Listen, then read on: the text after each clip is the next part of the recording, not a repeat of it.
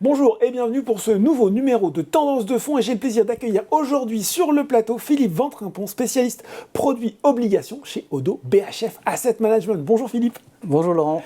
Alors si nous sommes ensemble aujourd'hui, c'est pour parler du lancement d'un fonds. Son nom c'est Oddo BHF Global Target 2028 et il s'agit d'un fonds d'obligations spéculatives d'entreprises à haut rendement. On parle aussi de high yield dans le jargon et là Philippe, j'imagine sans doute un petit peu de flottement parmi certains des gens qui nous regardent. Obligations d'entreprise, high yield, c'est la minute pédago dans Tendance de fonds. Est-ce que vous pouvez déjà nous expliquer toutes ces notions avant même d'aller plus loin? Oui, bien sûr. Alors, très simplement, une entreprise, pour se financer, elle peut utiliser le crédit bancaire ou bien elle peut faire appel public à l'épargne à travers du marché obligataire. Donc, une société va faire une émission obligataire dans différentes devises. Ça peut être de l'euro, du dollar ou du sterling.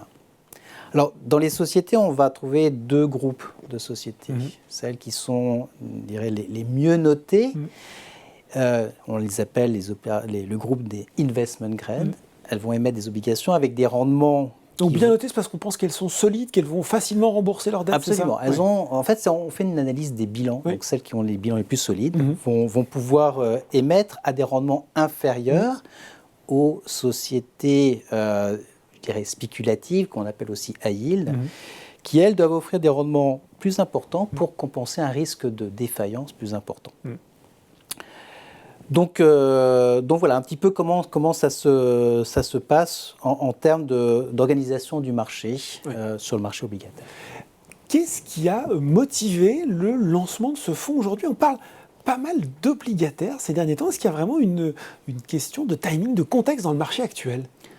Alors clairement, on voit bien en fait que les conditions de marché se sont sensiblement améliorées cette année par rapport à 2021.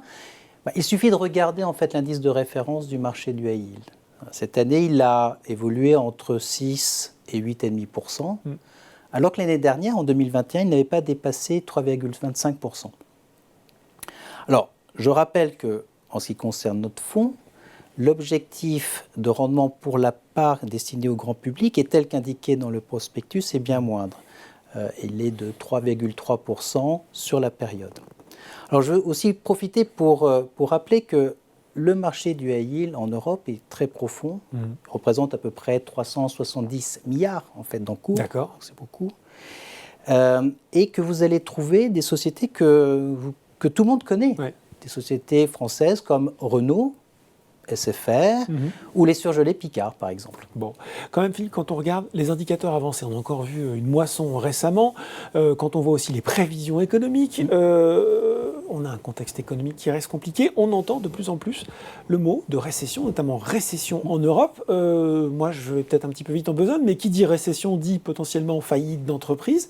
Est-ce que c'est bien raisonnable de vouloir faire, d'investir dans un fonds dédié à la dette d'entreprise, moins bien noté, justement, puisqu'on vient de se le dire, qui risque peut-être d'être plus facilement en défaut? Dit autrement, comment vous sélectionnez les obligations qui vont composer ce fonds, justement? Alors vous avez tout à fait raison. L'environnement actuel n'est pas absent de risque. C'est d'ailleurs pour ça, vous l'avez dit, que les rendements sont plus élevés que l'année précédente. Alors, il faut voir aussi que ce rendement, il signifie que le marché anticipe déjà, c'est dans les prix, un niveau de défaut de 6% dans les 12 prochains mois. D'accord. Alors, je ne dis pas que le marché ne va pas demander dans les prochaines semaines, dans les prochains mois, des rendements encore plus importants, lorsqu'on aura peut-être des confirmations de la récession en Europe. Mais je dis simplement en fait, qu'il y a déjà une bonne partie de ces risques qui sont intégrés dans les conditions de Le taux de défaut, c'est par exemple, vous disiez 6% sur 100 entreprises qui vont emprunter, 6 feront peut-être faillite, c'est ça? Voilà, exactement. Alors, ce qu'il faut faire dans ce contexte, qui est plus compliqué que précédemment, c'est de connaître parfaitement les sociétés qui sont au sein de nos portefeuilles. Et ce que nous faisons, en fait, on travaille pour essayer de bien percevoir pour chaque société leur capacité à générer des flux de trésorerie libre. En fait, ce sont ceux qui sont disponibles au remboursement de la dette. D'accord. Ce qui est très important aussi, c'est de bien percevoir la liquidité des entreprises. Jusqu'à quand elles sont financées, en d'autres termes.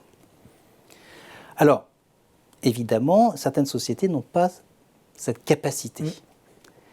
Et donc, il faut être assez prompt pour réduire les expositions lorsque la situation d'une entreprise se dégrade.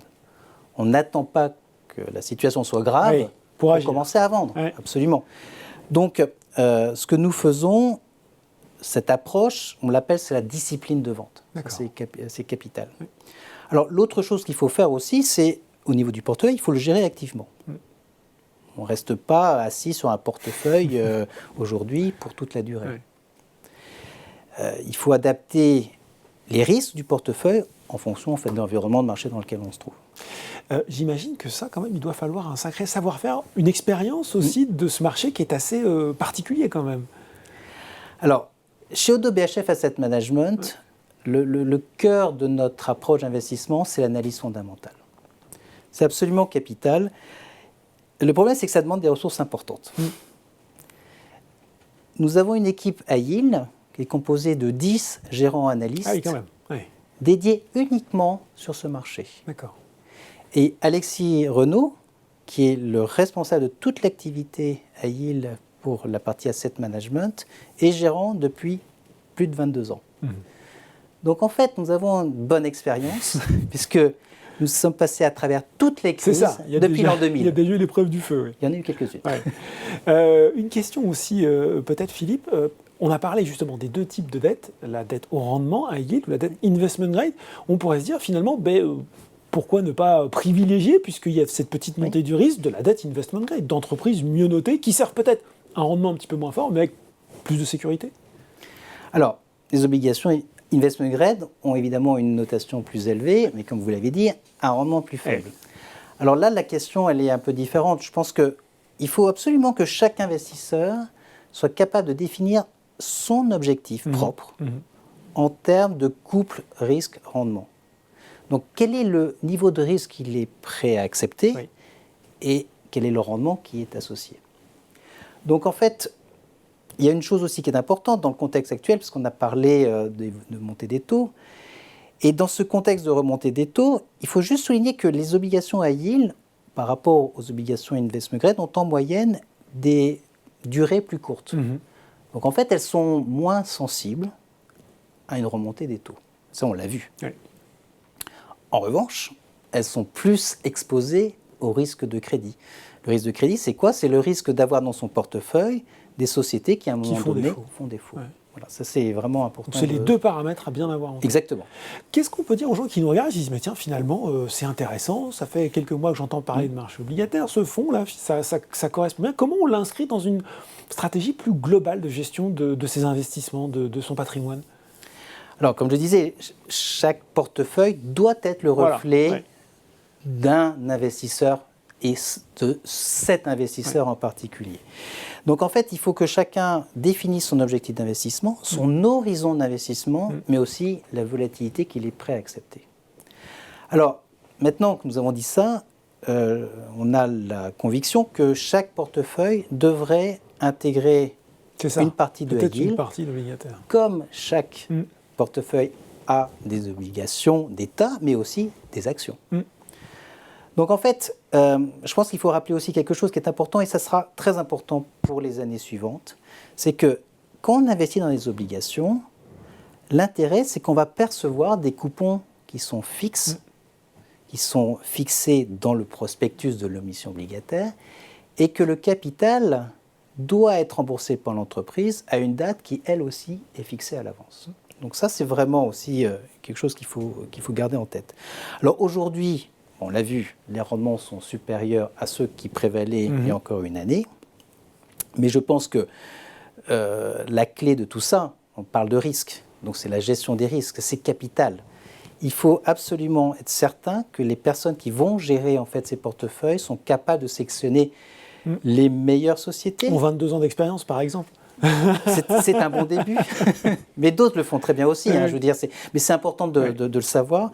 Et en tout cas, je peux vous assurer en fait qu'Alexis Renaud et son équipe de 10 personnes sont intégralement dévoués à cette mission de sélection des meilleures sociétés. Bon ben voilà, un timing qui semble probablement opportun pour ce nouveau fonds ODDO BHF Global Target 2028, et on l'a vu, l'expérience de l'équipe de gestion d'ODDO BHF Asset Management. Merci Philippe de nous avoir tout expliqué sur son fonctionnement et ses ambitions. Merci beaucoup Laurent.